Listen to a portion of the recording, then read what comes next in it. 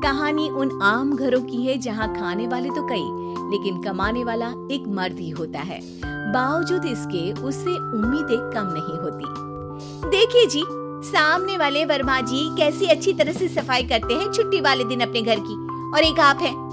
अरे यार, उनके पास कार है, ऑफिस पास में है और हफ्ते में 2 दिन की छुट्टी होती है, तो फर्क तो पड़ता है ना। मेरी तो शादी ही गलत हो गई।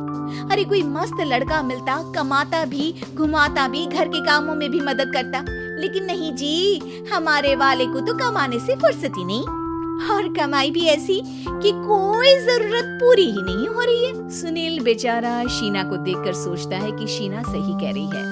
देखने में सुंदर है, घर का सारा काम कर लेती है, उसे तो कोई भी अच्छा लड़का मिल सकता था। क्या सोच रहे हैं? भागने का इरादा तो नहीं है? अरे नहीं मेरी प्यारी बीबी, मैं तो नहीं, पर डर है कि तुम नहीं कहीं भाग जाओ मुझे छोड़कर। शीला सुनील के मुंह से प्यार भरी बात सुनकर मुस्कुराती है। आप भी ना। सुनील एक दिन ऑफिस से घर आता है कि तभी शीना कहती है, सुनिए जी, वो मेरी सहेली आई थी, सारा दिन वो लोग यहीं थे, अब जा रही थी तो मैंने कहा नहीं, मेरे पति छोड़ आएंगे ना तुम्हें, तो रोक लिया मैंने। सुनील थोड़ी देर कुछ सोचता है, फिर कहता है, ठीक है, मैं कपड़े चेंज करके आता हूँ। अरे तेरे पति को तो लग रहा है कि अच्छा नहीं लगा।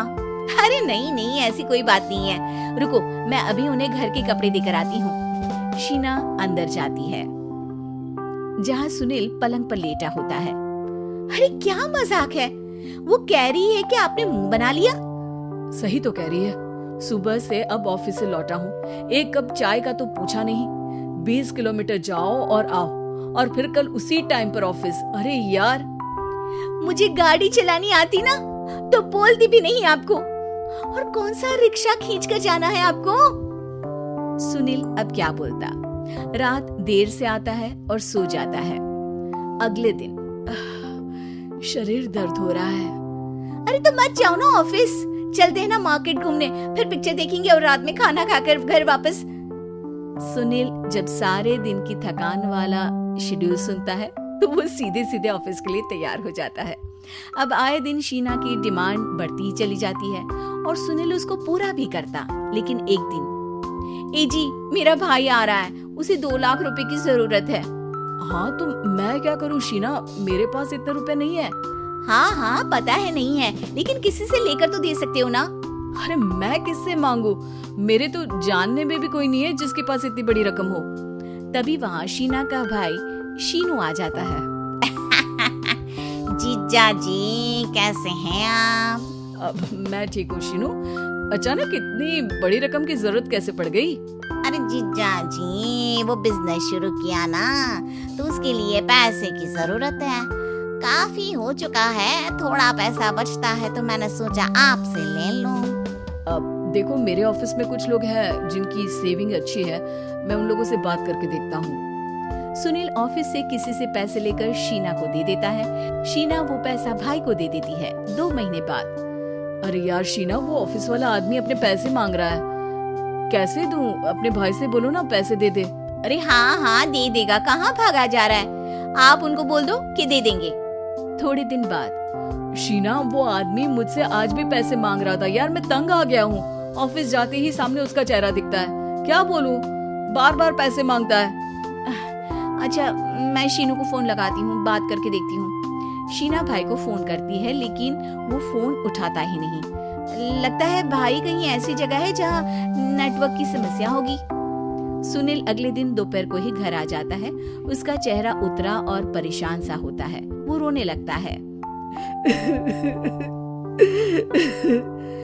अरे क्या हुआ जी, आप इतना परेशान क्यों हैं? सब ठीक तो है ना?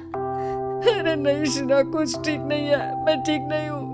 तुम्हारे भाई के लिए मैंने जो पैसे लिए थे, उस आदमी ने आज भरे ऑफिस में सबके सामने मेरी बेइज्जती कर दी।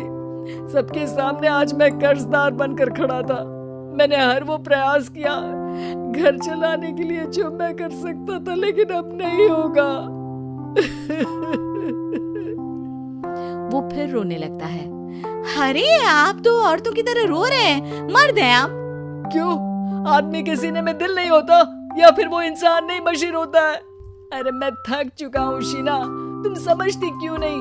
मैं भी शारीरिक और मानसिक रूप से थकता हूँ। मैं भी आराम करना चाहता हूँ, सुकून चाहता हूँ। मैं अब कुछ नहीं कर सकता।